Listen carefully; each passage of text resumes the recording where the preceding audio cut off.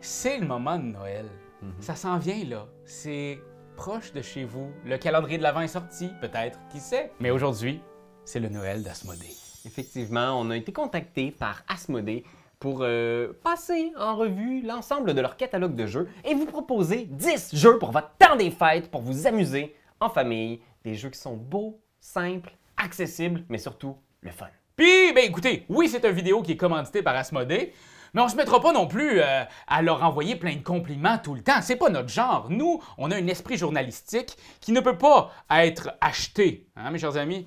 Même si on est aussi fin et beau qu'Asmodée, là. C'est vrai qu'ils sont vraiment sharp. Ouais, puis toujours bien rasés. Top 10, jeu qui vient d'arriver quand même sur les tablettes de chez Asmodée, c'est Seven Wonders Architects, jeu de chez Repoprod.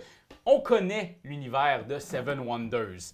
Bien entendu, ça fait longtemps qu'on y joue. Nous, on avait été des gros fans de Seven Wonders Duel en plus. Ah oui. On a un jeu plus simple, un jeu qui joue plus rapidement, un jeu plus facile à expliquer. Donc, pour votre partie de famille, ayez pas peur de le sortir. La boîte est aussi grosse parce que ça a vraiment été fait avec amour. Ils voulaient vraiment pouvoir avoir des présentoirs individuels pour que chacun ait son espèce de petit standy à merveille. Avec ses decks aussi de cartes, son deck de cartes. Vraiment une super belle... Un jeu qui look sur une table aussi. Là. Fait que les gens vont regarder ça puis ils vont avoir envie d'y jouer. Ils vont être happés par ce visuel-là. Faites juste attention pour qu'ils mangent les pièces parce que moi, ça m'est arrivé. Alors, on y va avec notre top 9!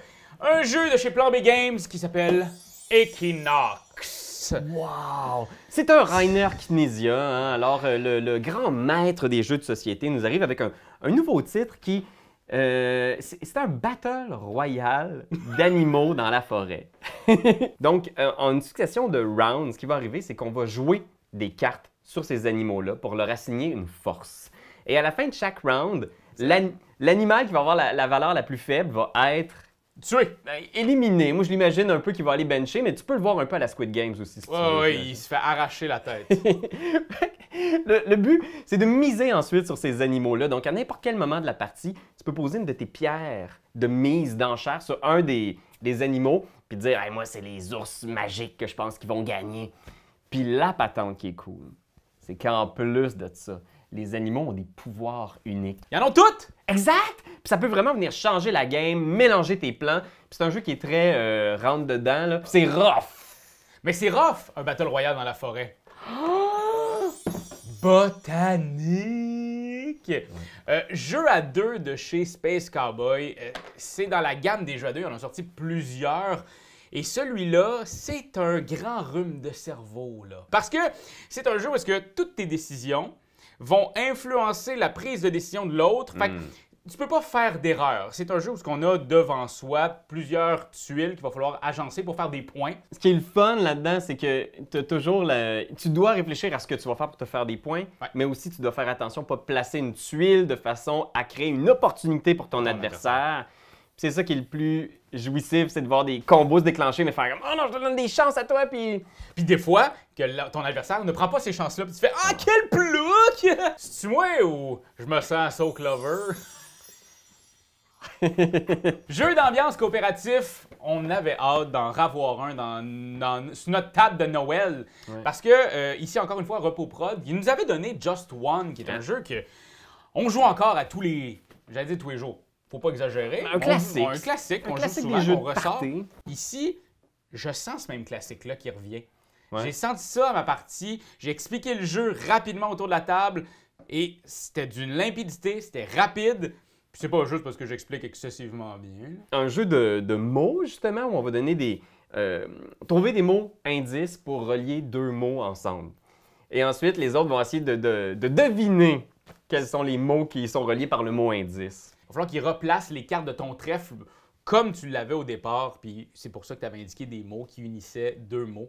Fait que s'ils réussissent, on fait plein de points. S'ils réussissent pas, ils ont une autre chance. S'ils réussissent pas une autre fois, malheureusement, ben là, c'est des points de moins en fin de partie. Et notre but, c'est d'être meilleur que la dernière partie. On se bat contre son propre score d'avant. Ça j'aime beaucoup ça, ce genre de jeu. On y va avec ce jeu qui n'a pas de titre, mais je vais vous le dire, Internet, parce que je suis magnanime. Je suis un peu comme Asmodée. Magnanime, beau et intelligent. Ici, il s'agit de Canva, qui est un tout nouveau jeu qui nous plonge dans un univers tellement joli. C'est un jeu où nous devrons faire des œuvres d'art pour faire des points de victoire. C'est un jeu qui se joue rapidement, en 30 minutes, on y joue. C'est un jeu qui est beau. C'est un jeu avec des acétates, avec des images. Et ce que tu vas faire, c'est qu'on a un fond d'œuvre et on va devoir placer 3 acétates qui vont nous donner une œuvre complète. Ça donne envie de parler de ta toile, de dire « Hey, moi, le titre de ma toile, c'est Répercussion cutanée », mais tu sais, d'en parler. Ça pourrait être un jeu en soi, mais en plus, il y a un vrai jeu en plus C'est ça, dedans! pour faire des points, il y a des façons de prendre certaines cartes. Puis, à la limite, moi, je crois que les parties où on a eu le plus de fun, c'était pas nécessairement là où on cherchait à faire des combos. Non. C'est les moments où on cherchait, genre, la plus belle des toile. œuvres. T'es comme « Oh my God!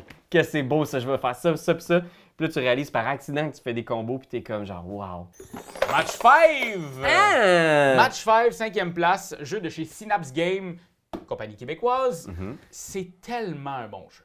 Moi, c'est le jeu que j'ai le plus joué pendant la pandémie, autant en ligne, autant avec ma famille. C'est un jeu simple, c'est un jeu qui me rappelle un peu le Categories. Donc, ce qu'on va avoir à faire, c'est on va brasser des dés, il va falloir faire des jumelages d'idées. Fait qu'admettons un animal et, je sais pas moi, de film. Et là, il va falloir que j'écrive, bon, un animal de film. Mais là, après ça, j'ai un animal en ballon. Là. OK, Un animal gris! Ouais, des trucs comme ça. Fait que, Là, tu mais veux faire des matchs! tu veux faire des matchs. Fait qu'il faut que tu sois quand même un peu obvious pour essayer d'avoir le plus de matchs possible. Mais nos cerveaux vont pas toujours à la même place. C'est drôle parce que ce qui est intéressant, c'est de voir comment est-ce que le jeu va devenir différent selon avec quel groupe tu joues. Quand tu joues avec des gens que tu connais bien, puis tu regardes quelqu'un dans les yeux, puis tu fais « Oh my God ». Puis tu vois l'inside qui se forme, puis tu sais, je sais tellement ce que tu vas écrire à membre gris. Puis genre, whatever. On rappelle que c'est une vidéo commanditée par Asmodée. Asmodée, merci pour tous ces bons moments. Top 10, jeu qui, my God, fait partie de mes gros coups de cœur depuis maintenant 1 an et demi.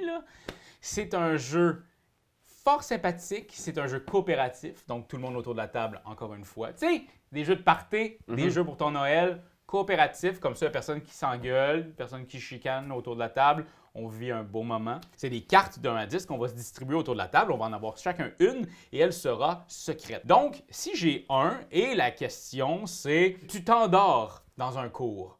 1, tu t'endors pas du tout. 10, tu t'endors et beaucoup. OK, fait que là, tu veux la performance du professeur. Ça pourrait être un mime. Là, ça pourrait être un mime. OK. Par contre, il y a d'autres fois que c'est expliquez-moi ce que vous avez mangé comme dans votre poutine.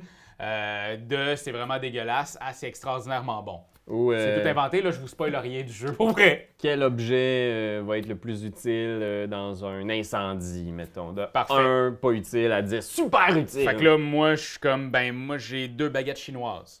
Moi, j'ai 10, j'ai l'escouade de pompiers de la ville de Laval. Fait que là, quelqu'un faut qu'il nous remette dans l'ordre. C'est ça. Je vous jure que c'est drôle quand c'est pas nous qui jouons. Ah! Stella Dixit Universe! Super belle twist sur l'univers de Dixit. Si vous aviez un Dixit qui traîne chez vous puis que vous sortez plus souvent puis vous faites « Ah, j'aimerais tellement ça! » Stella est là pour toi. Donc, c'est un jeu un peu de push your luck, de connexion. Donc, on retrouve tout ce qu'on aime dans Dixit. On a un thème. Il y a plein d'images surréalistes sur la table. Et vous pouvez prendre aussi les images de votre ancien Dixit. C'est les Absolument. mêmes cartes. Et là, ce qu'on doit faire, c'est donner dans le fond, on doit dire combien de cartes, croit-on, sont en lien avec le thème.